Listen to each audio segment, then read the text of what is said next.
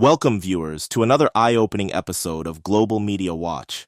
I'm your host, and today we're diving into a story that's sending shockwaves through the world of international journalism. Burkina Faso, a nation in the heart of West Africa, has just made a bold move that's got everyone talking. They've kicked out Voice of America, the U.S. government-funded broadcaster, for 3 months. But here's the kicker. This comes hot on the heels of the U.S. shutting down several African YouTube channels. Coincidence or calculated revenge? Before we dive deeper, let me ask you this.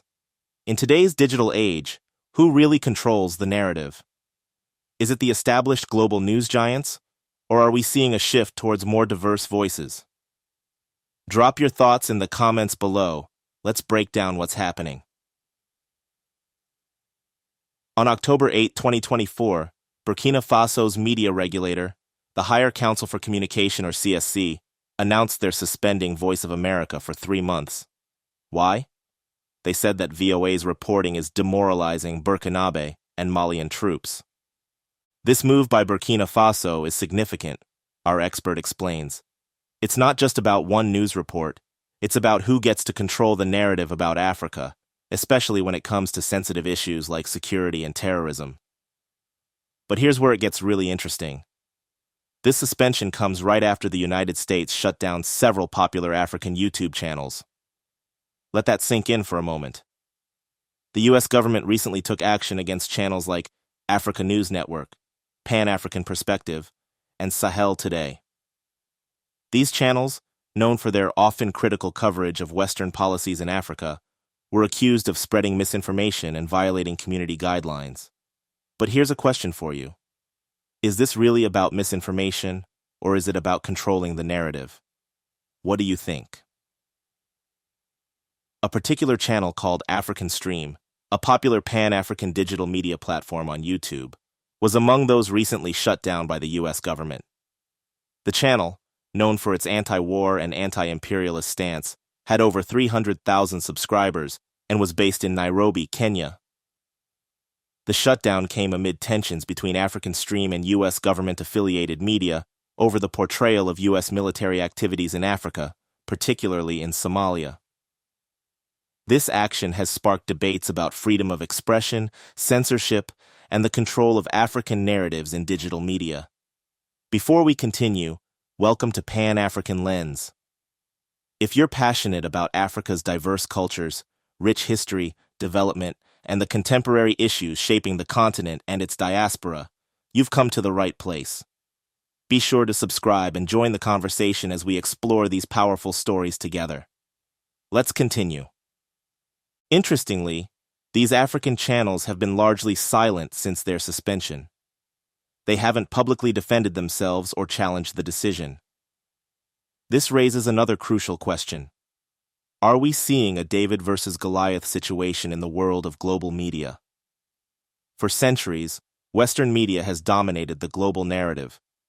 From the BBC to CNN, from Reuters to AFP, the story of Africa has often been told through a Western lens. But social media has changed the game. Platforms like YouTube have given Africans a chance to tell their own stories, in their own words.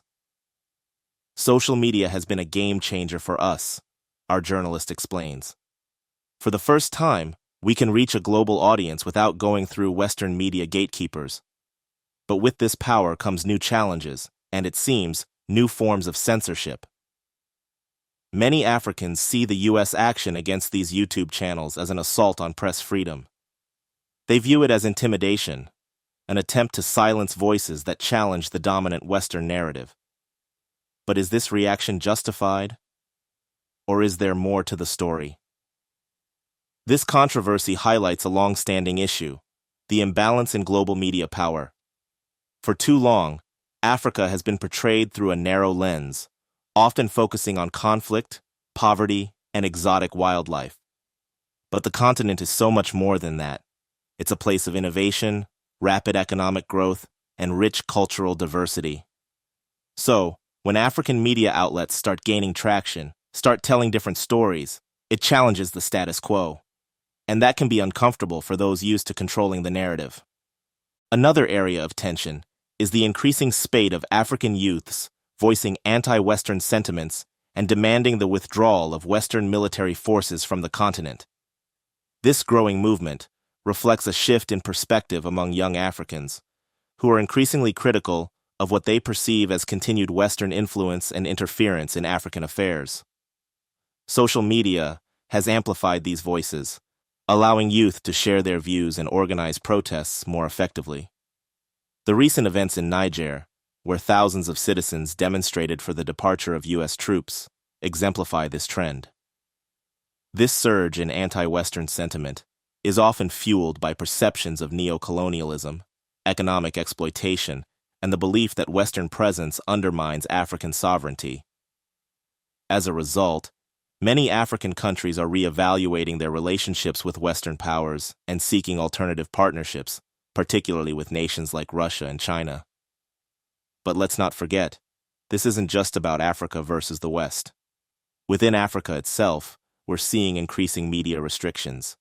In fact, Burkina Faso's suspension of VOA is just the latest in a series of actions against international media.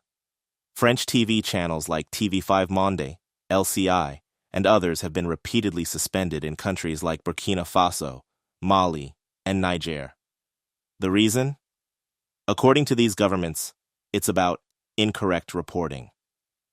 We respect press freedom, the spokesperson insists. But we also have a responsibility to protect our citizens from misinformation, especially when it comes to sensitive issues like national security.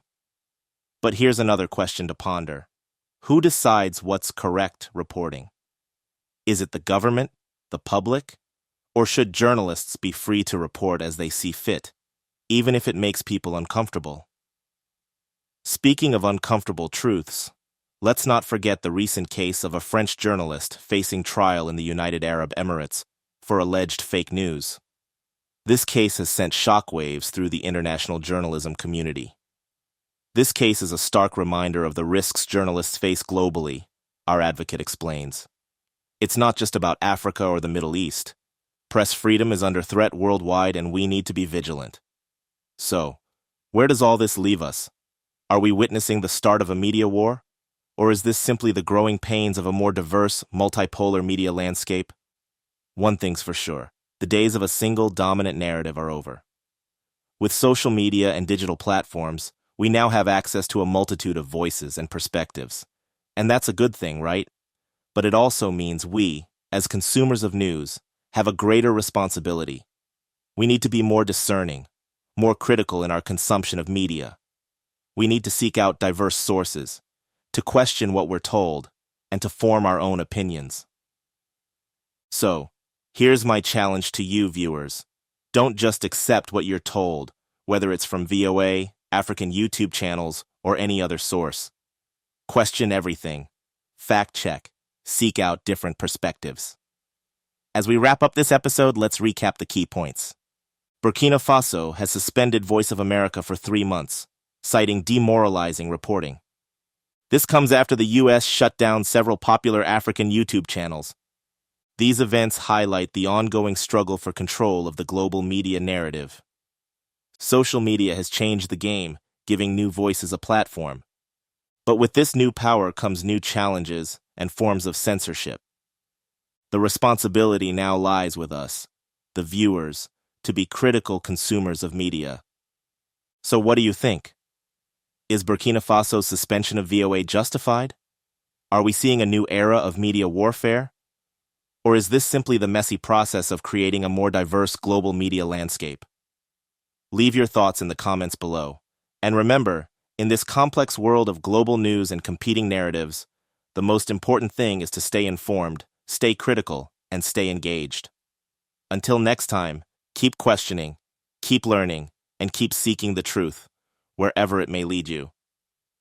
Thank you for watching Pan-African Lens. If you enjoyed this video and want to continue celebrating Africa's heritage and discussing its future, please like, share, and subscribe. Your support helps grow our community and keeps the conversation alive. See you in the next video.